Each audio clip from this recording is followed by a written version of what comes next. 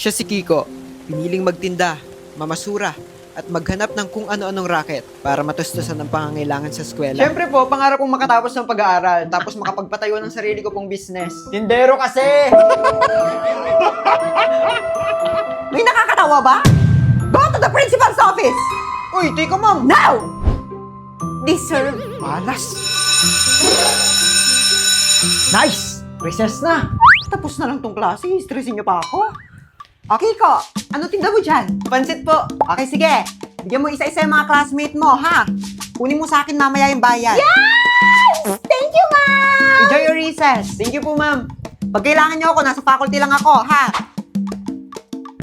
Yes! Pansit! Sa inyo na yan. Hindi kasi ako kumakain ng mga pangmahirap na foods. Ang baho. Mas mabaho ka, sis! Che! Ano? Huwag mo nang patulan! Yabang-yabang, may putok naman. Anak! Thank you po, ma'am!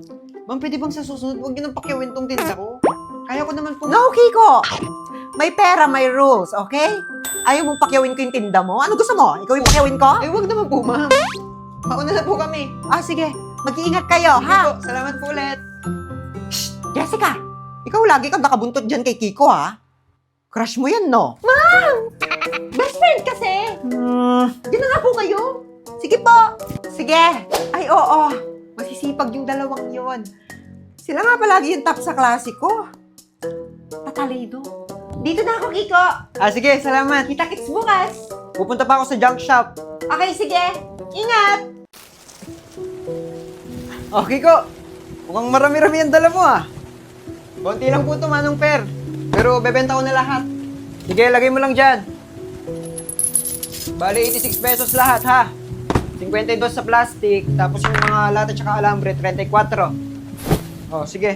Gawin ko ng 100. Ay, naku. Thank you po, Manong Per. Sige. Malaking tulong po. Mag-aaral ka na mabuti. Masusunod po. Balot! Balot! Salamat po. Penoy po. Wala na po. Suklayin niyo po. Ay, sa wakas. Pwede nang umuwi. Madiskarte talaga si Kiko. Ngunit sa likod ng kanyang mga ngiti, nakatago ang kawalang pag-asang nararanasan niya sa kanilang sariling tahanan. Ay, thank you, Lord. Tumigil ka na. Wala ka talagang kwentang. Maawa ka. Nay! Ay, simpleng pagkain, di mo mayanda! Tama na. Nay! Malas! Tama na. Siya si Berting, ang tatay ni Kiko.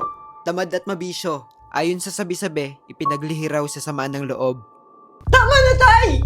Hindi ka ba nagsasawang saktan si nanay? Nak, umalis ka muna dito. Kung mayroong malas sa pamamahay na to, ikaw yon! Walang hiya! Di ka na dapat nag-aaral kung ganyan yung ugali mo! Hindi ka rin karapat dapat tawagin tatay na. Tama na. Tama na. Akin na yung pera na yan! Hindi. Akin na yung pera na yan! Kung ayaw malintikan kayong dalawa! Nak. Mga walang kwenta! Hay! Tignan mo yung langit. Gabi na. Wala ka pang balak umuwi. Kanina ka pa nakatambay dyan, hindi ka naman bumibili. May hinihintay nga ni... May hinihintay. Sino?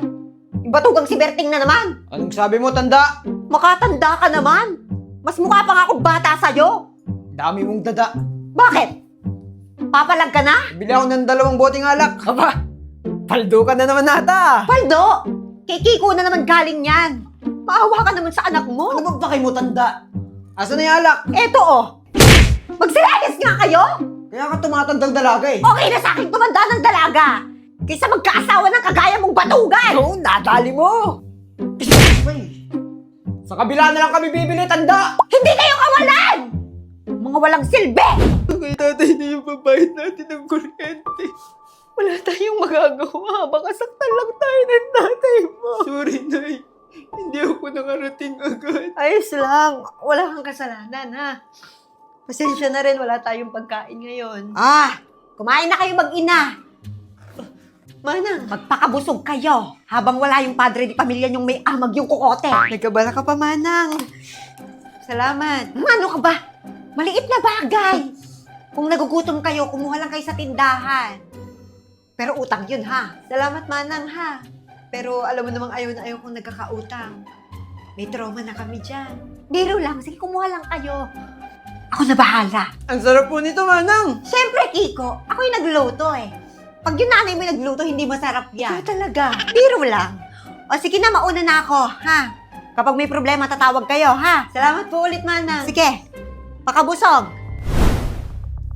Ito na ba yung bahay ko? Mas matindi ang takot ng mag-ina sa tuwing uuwing lasing si Berting. Minsay sinusumpong siya ng kabaitan, pero madalas nagngingit-ngit sa galit at nagwawala ng walang dahilan. Nasa na mag-ina ko? Nauna nang natulog si Kiko. Na-miss ko kayo. Sige ko.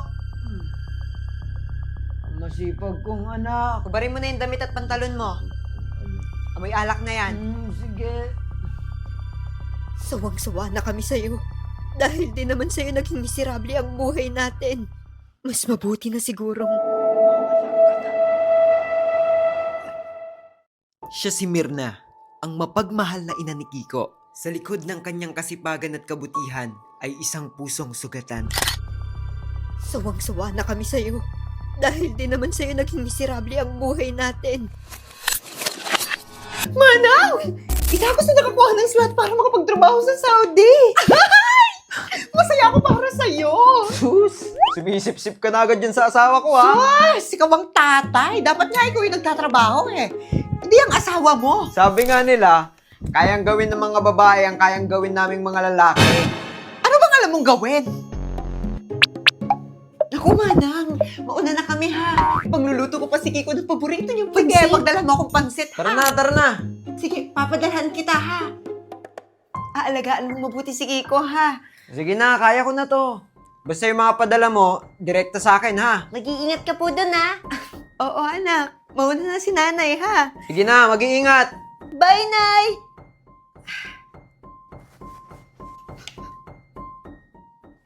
Ako na bahala sa'yo, Nak. Kumusta ka dyan? Naipadala mo na yung pera? Oo. Naipadala ko na. Sige, salamat. Kumusta si Kiko? Bakit pinatay? Bakit wala pang nakasaing? Ay, naku kang bata ka, nakalimutan mo magsaing. Magsasaing na po. Pagayari mo dyan yung mga labahin doon na sikasuhin mo. Sayang ang iuupa sa labandera kung iaasa pa natin sa kanila. Tsaka wag kong nababalita ang nakikipag-usap ka doon sa nanay mo, ha? Stress na yun sa trabaho niya, wag mo na siyang kinukulit doon. Opo. Alas na. laki ng talo mo ah! Mukhang may namalas ka, tol! Nagkanda utang-utang pa ka mo! Kung nangingialam. Easy lang! Biro-biro lang, asartahan ka lang na Patapos na yung pinapagawa nating bahay dito. Ay, talaga ba? Wag mo nang tipirin yung padala. O sige, sasahod ko bukas, ha? Ipapadala ko lahat dyan. Ayan, sige. Nasaan si Kiko? Sige ko. Balot! Baka nasa labas lang yon, naglalaro. Hindi ba't gabi na dyan? Papasukin mo na at baka magkasakit pa yung batang yan. Sige.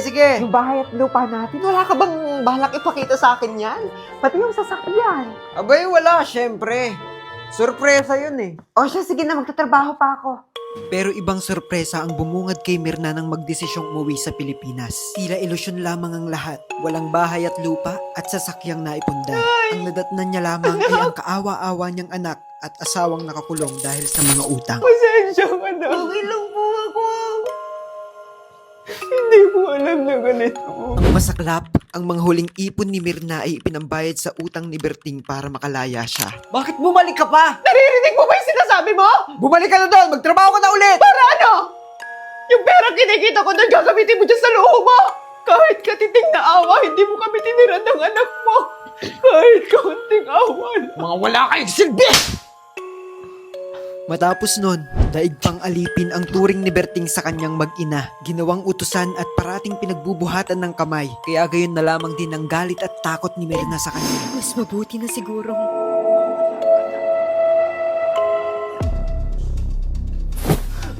Nay! Mga hayop kayo.